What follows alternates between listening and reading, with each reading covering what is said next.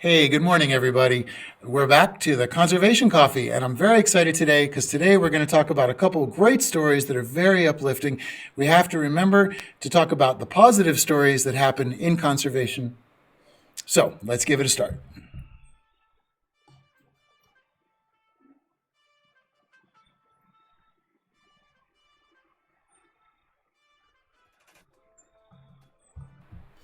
All right, we're back. We have some beautiful lighting here this morning. There's something always magical about the way light dances with its surroundings, both on sunrise and sunsets. And I think it's part of us as humans that we have a fascination to that. We love to wake up early and see a good sunrise. Or sometimes we like to stay out, go out to the beach, go out to any place where we can be in the nice, beautiful, open country and watch a beautiful sunset. For some reason, the rest of the day is Anyway, I wanted to say good morning. It's good to see everybody again, and I'm glad we're having coffee together. So, before we begin, I wanted to just say I know that the election results are today, but Kindness 2020, no matter who you voted for, no matter what happens, this needs to be how we lead the future by example, kindness. So think about it. And you know what? This Saturday, we're actually going to go over kindhumans.com and talk about very kind gifts that you can use with the shopping season coming up. But to start with, let's go ahead and start up. By the way, if you're watching this YouTube and you like it, please click on the subscribe down there, click the bell, and then you'll be notified anytime we upload a new video. And we're going to start running a lot of the videos through YouTube. So today, let's talk about amazing places that are changing things day by day. Now, to start with, is a place that isn't normally would the first word that jumps to your mind would not be conservation, and that is New Jersey. Now, New Jersey kind of gets a bad rap. They always say, "Oh, I'm from New Jersey. What exit?" But for my friends that aren't familiar with New Jersey, here is a map, and you can see that it's by Pennsylvania, Maryland, D.C., and New York. So it's actually in an amazing spot in between. Now, New Jersey has shaken up things. Recently, they created a plastic ban. And this is one of the most complete plastic bans that we've actually seen in a while. So it's really amazing. Now, the state legislator just passed this measure a few weeks ago, and it'll ban plastic bags from stores and restaurants and single-use food and drink containers made from polystyrene foam. This is outstanding. Now, it still isn't finalized, but I think that there's some really, it's incredible. This is the first of its kind.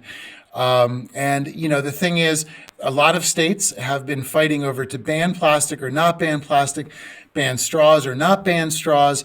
There's a lot of debate, and I'd actually love to hear your opinions on if you think that banning plastic is the way to go, or if you think that we should look for another alternative. And if you do think that, I would love to know what your thoughts are on what that alternative would be.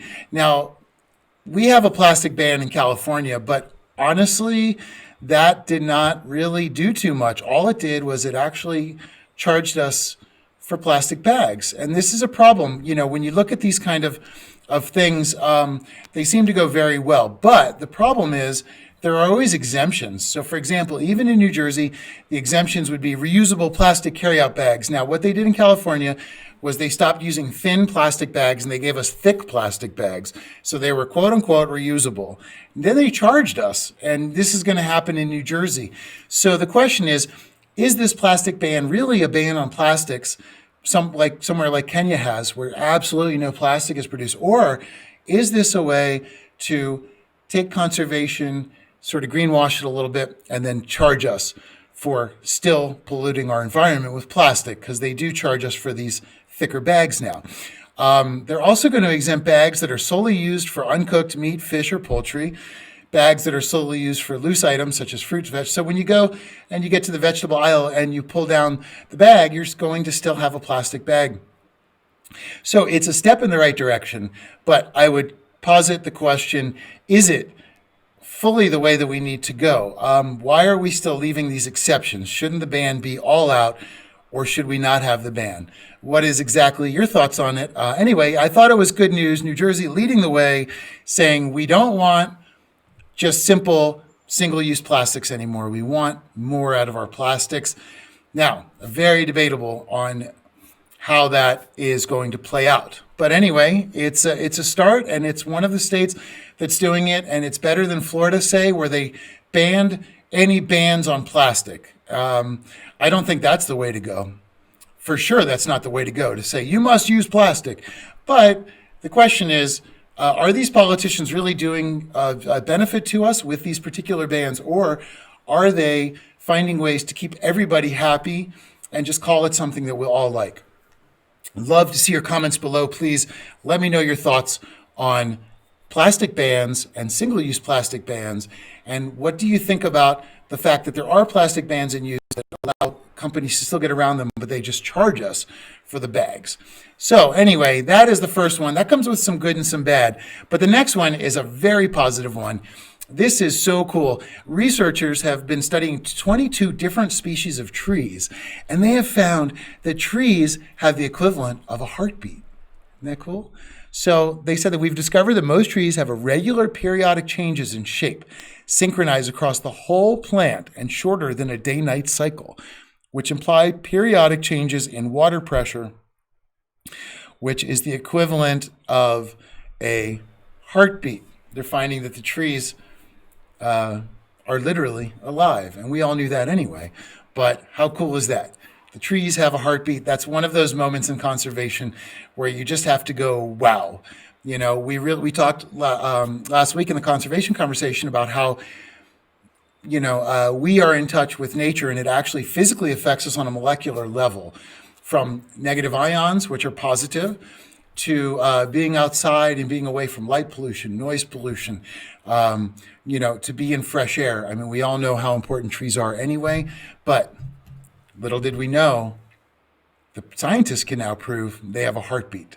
So we are more in sync with nature than we give nature credit for, which is good if you are a company that wants to deny that nature has any impact on our day-to-day life.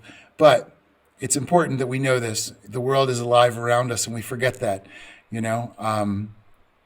Anyway, on to the third most positive story for today. This is really cool. This reminds you that nature doesn't really need our help. Now, this is a great quote. This is a couple, Aditya and Poonam Singh, and they are in India. What they did was they kept buying acres and acres and acres, and they left it alone, and now it is a national preserve, wildlife preserve, and animals are finding their own ways in there. It's a natural preserve. They haven't bought animals to come in to quote-unquote save them and put them in a quote-unquote sanctuary. This is the real deal. These are people that worked their whole lives. One was a civil servant, one worked in the tourism industry, and they just took their money afterwards in India and said, we're going to buy this land. And my favorite quote is, we bought it, we fenced it, and we forgot about it.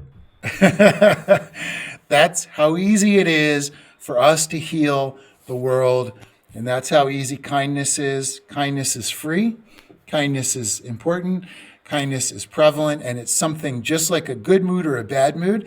How you act to other people will depend how they act to people, and how these people are acting to the world will change the world just by the simple act of them allowing this land to be now a conservation spot. It's really, really cool. It's a one-of-a-kind story.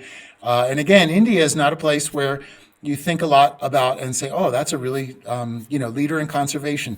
Same stigma New Jersey has. But as we've seen, both of them have very innovative ways that people are helping. So I think it's really incredible. By the way, they bought this land and they let it sit for 20 years and just did nothing. And the land itself grew back. Nature does not need us to help it. Nature knows how to heal itself. It is a self-healing thing. And as long as we stay out of it, it gets better. So very impressive. Thank you for these guys. They've bought more than 38 acres that is around a massive reserve that already exists in Rajasthan, I believe, in India. So incredible stories. So like I said, from New Jersey to India, there are people around the world taking matters into their own hands and saying, you know what, we need to fight back against these companies that continue to pollute and destroy these environments. We need to fight back against these industries that are destroying our environments and our animal numbers and our animal environments. And so it's a really beautiful thing. So as you finish your coffee or your tea this morning, please remember that we can all make a huge impact. They always say, they try to tell you, make you think that one person can't make a change. Well, you know what? One person can make a change. One person has made a change. And one person's dream can always change the way the world works.